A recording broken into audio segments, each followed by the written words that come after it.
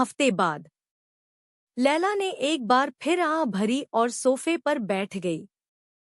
वह घर पर अकेली थी क्योंकि उसके ससुराल वाले अपनी भतीजी की सगाई के लिए इस्लामाबाद गए थे और जैन अभी भी काम से वापस नहीं आया था।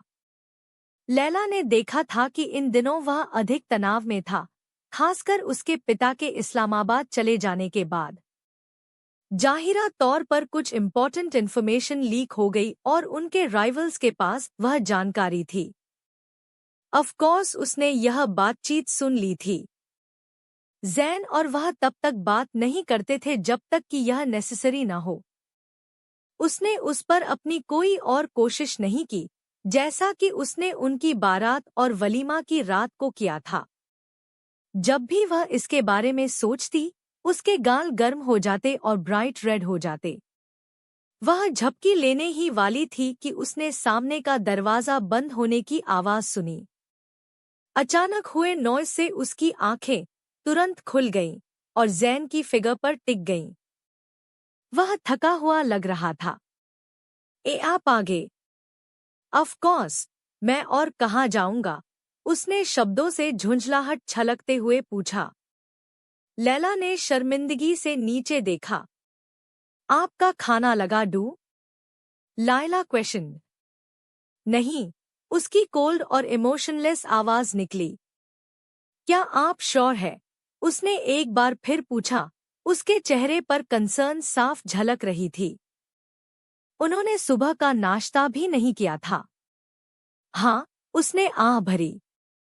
लेकिन आप ना, उसने बात काटने से पहले एक बार फिर शुरुआत की। मैंने कहा नहीं, लैला। क्या तुम नहीं समझती? क्या तुम इतनी डम्ब हो?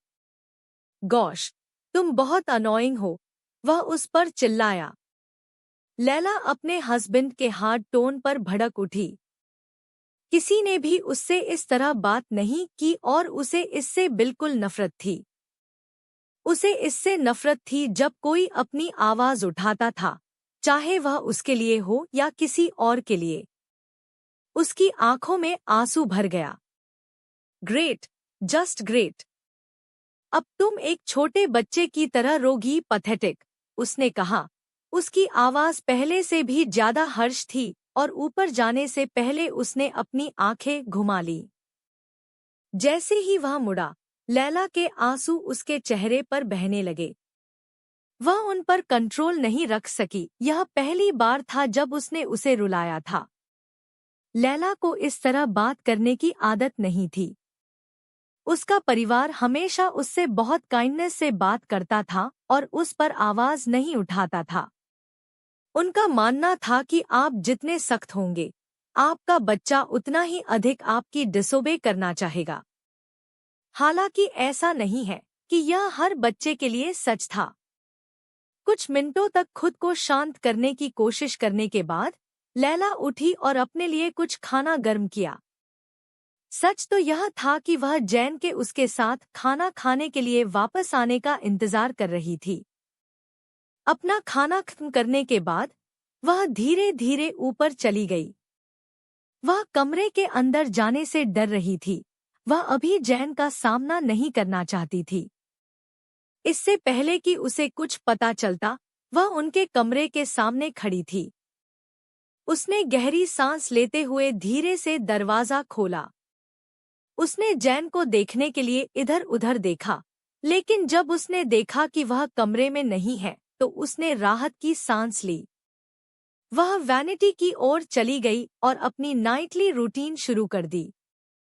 जैसे ही दरवाजा खुला, लैला फ्रीज हो गई। लेकिन फिर उसने उसे पूरी तरह से नजरअंदाज किया जब वह अपनी बाहों पर लोशन लगा रही थी। जैन ने अपने हाथ उसकी कमर के चारों ओर लपेटे और उसे ऊपर खींच लिया। मुझे जाने दो, जैन, वह उसके एम्ब्रेस से बाहर निकलने की कोशिश करते हुए फुसफुसाई। नहीं, वह 2 साल के बच्चे की तरह चिल्लाया, जिससे लैला हैरान रह गई। उसने पहले कभी किसी से इस तरह बात नहीं की थी।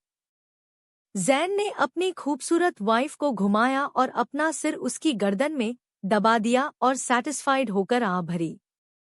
लैला उसके ऑड बिहेवियर से सीरियसली कंफ्यूज्ड थी। जैन, आप ठीक तो है? उसने कंसर्न्ड होकर पूछा। उसने बस सिर हिलाया। उसका सिर अभी भी उसकी गर्दन में दबा हुआ था। लैला को ऐसा लगा जैसे वे हमेशा के लिए वैसे ही रुके रहे, लेकिन रियलिटी में यह केवल 1 या 2 मिनट के लिए था। जब उसने अपना सिर उसकी गर्दन से उठाया तो उसने सीधे उसकी आंखों में देखा। जैन की आंखें ब्लडशूट थी और उसकी आंखों के नीचे आई बैग और उसकी पीली त्वचा उसे एक ज़ोंबी की तरह दिख रहा था।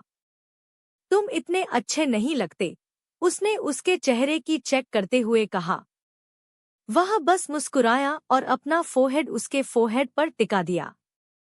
तुम बहुत काइंड हर्टेड हो, उसने कहा और वह हांफने लगी। क्या तुम नशे में हो जैन? उसने चिल्लाकर कहा। जैन ने बस अपना सिर हिलाया और हल्का सा नहीं कहा। उसकी आंखें चौड़ी थी। ऐसा लग रहा था जैसे कोई बच्चा चॉकलेट चुराते हुए पकड़ा गया हो। झूठ बोलने की हिम्मत मत करो। तुम्हारी सांसों से शराब की बदबू आ रही है और ओ गॉड, यह तुम्हारी ब्लडशॉट आंखों को एक्सप्लेन करता है। लैला ने अपनी बाहें हर जगह लहराते हुए कहा। जैन, उसने गहरी सांस लेने के बाद धीमी आवाज में कहा, शराब किसी भी चीज का सल्यूशन नहीं है और आप जानते हैं कि यह फॉरबिडन है, उसने कहा। उसकी आवाज काइंड और स्वीट थी। मुझे पता है, जैन ने बड़बड़ाते हुए लैला को उसके बचपने पर हंसने पर मजबूर कर दिया। चलो, बेड पर चलते हैं, उसने उनके बेड की ओर इशारा करते हुए कहा। क्या वह सचमुच इतना स्ट्रेस था कि उसे शराब में सोलेस मिली? उसने खुद से पूछा। कोई फर्क नहीं पड़ता कि वह कितना स्ट्रेस्ड है, उसे ड्रग्स या शराब की ओर रुख नहीं करना चाहिए, खासकर अगर यह इस्लाम में फोरबिडन है। लैला को अचानक अपनी कमर के चारों ओर एक हाथ महसूस हुआ जो उसे करीब खींच रहा था। जैन ने उसका सिर अपनी चेस्ट में छिपा लिया और अपनी बाहें उसके चारों ओर लपेट ली। जैन, लैला ने शुरुआत की, लेकिन उसके फोरहेड पर एक किस से वह कट गई। सो जाओ और हर समय आईब्रोज सिकोड़ना बंद करो, उसने स्टर्नली कहा और उसके आईब्रोज की रेखाओं को सीधा किया। लैला ने उसकी मांग पूरी करते हुए बस आह भरी। उसने अपनी आंखें बंद कर ली और अपना चेहरा उसकी गर्दन में गहराई तक छिपा लिया जैसे उसने पहले उसके साथ किया था। उसके हस्बैंड ने उसके मुलायम रेशमी बालों में अपना हाथ फिराया और उसे संतुष्ट किया। आई एम सॉरी, जान, सो सॉरी। सोने से पहले उसने आखिरी बात सुनी थी। अगली सुबह जैन लैला से पहले उठा। उन्होंने उसकी फीचर्स को एग्जामिन करने के लिए टाइम लिया। वह सचमुच एक गॉडेस थी। उसकी मुलायम रेशमी लटें उसके एंजेलिक चेहरे को ढाक रही थी।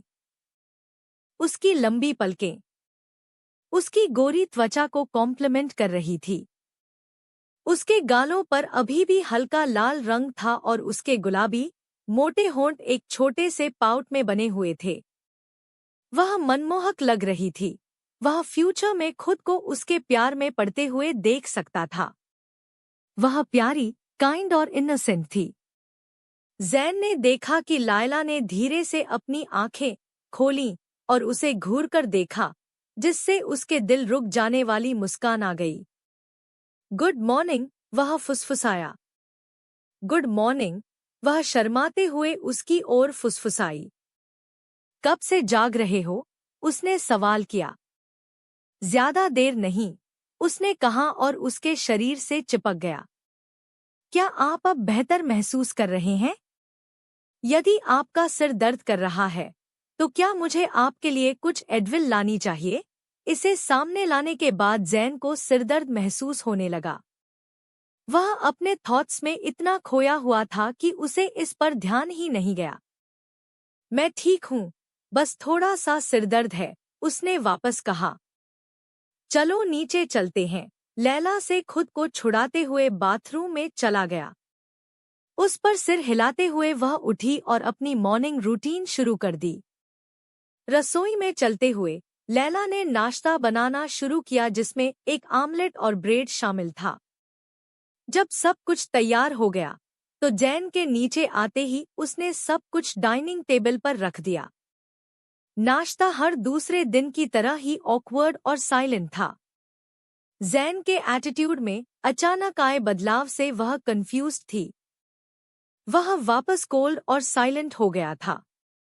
कुछ मिनट बाद जैन काम पर जाने के लिए तैयार हो गया जब लैला ने उसे बुलाया।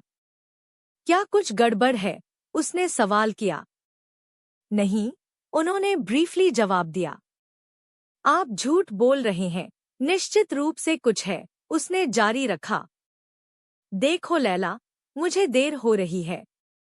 मेरे पास इसके लिए टाइम नहीं है। इतना कहकर वह चला गया। लैला को कंफ्यूज्ड और हर्ट